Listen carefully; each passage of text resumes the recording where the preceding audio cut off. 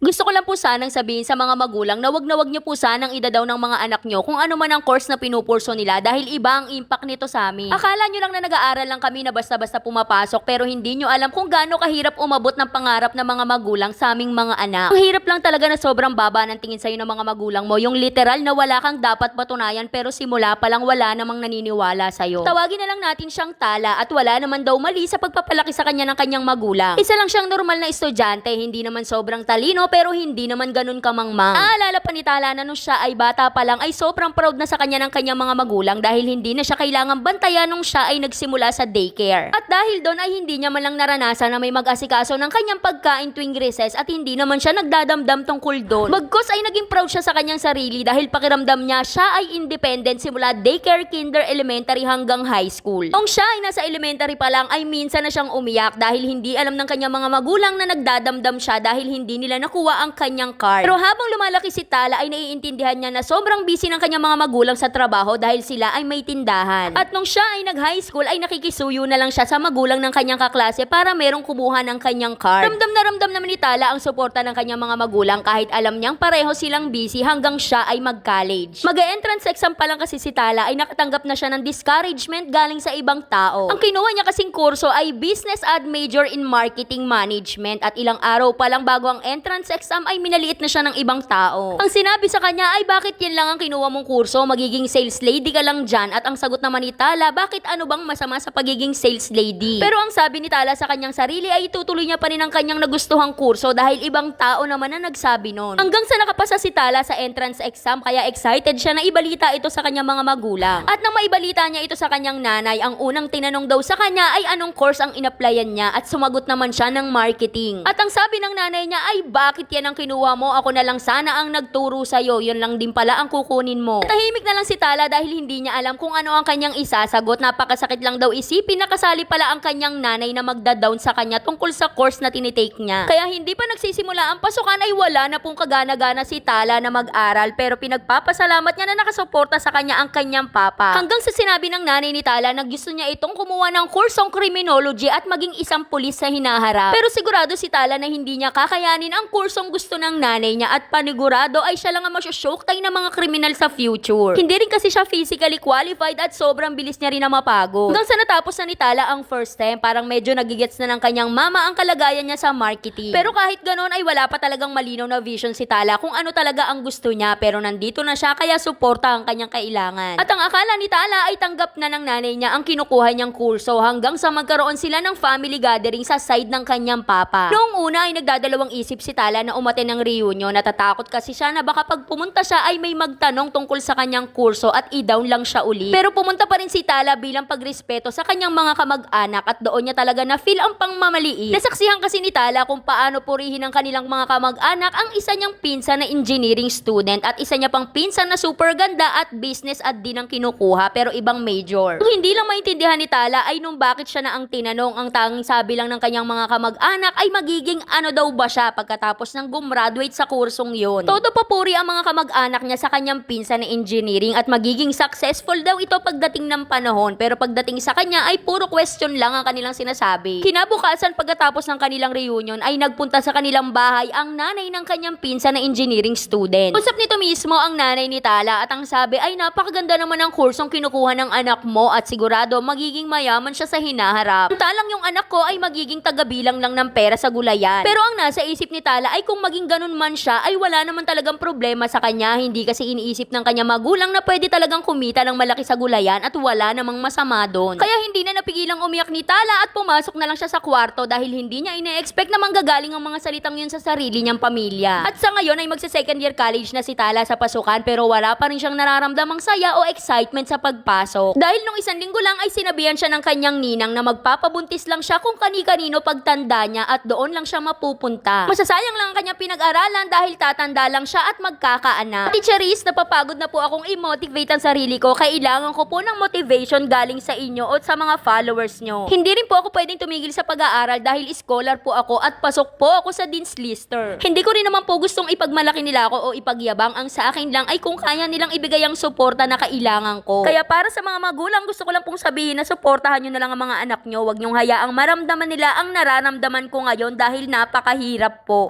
Hanggang dito na lang, Ate Cherry. Siguro ang pinakamaganda kong pwedeng ihalimbawa sa'yo dito ay ako dahil nung nagsisimula ako sa gusto kong gawin na pagba-vlog ay sobrang daming tao na pinagtatawanan ako. Pero yung mga mismong panlalait nila, pang mamaliit at pagtatawa, ayun mismo ang nag-motivate sa akin para mas lalo ko pang galingan. Pero hindi ko ginalingan para may mapatunayan ako sa kanila. Ginalingan ko para may mapatunayan ako sa sarili ko na kaya ko. Ang mga negatibong komento kasi ay palaging nandiyan kahit galing pa ito sa ibang tao o sa sarili nating pamilya. Ang binago ko lang talaga sa sarili ko ay yung paraan kung paano ko tanggapin yung mga salita ng ibang tao. Hindi lahat ng salita nila ay ina-absorb ko sa sarili ko, namimili din ako ng tama para sa akin. Dahil hindi rin naman lahat ng masasamang salita na galing sa kanila ay masama para sa'yo dahil yung iba ay nakakatulong din kahit papano. Kaya ang may advice ko lang para sa'yo ay mamili ka ng mga salitang tatanggapin mo para sa sarili mo. Pwede mong i-block yung iba lalo na alam mong hindi makakatulong sa'yo. At pag dumating yung araw na nakatapos ka ng mag-aaral at naging maganda ang buhay mo, dyan mo unti-unting maririnig na magiging proud na sila sa'yo. Kaya para sa mga gustong sumulat, kahit wala na po akong boses, dito lang po yan sa ating Facebook page na Saycarp. Huwag kalimutan mag-follow para updated ka everyday.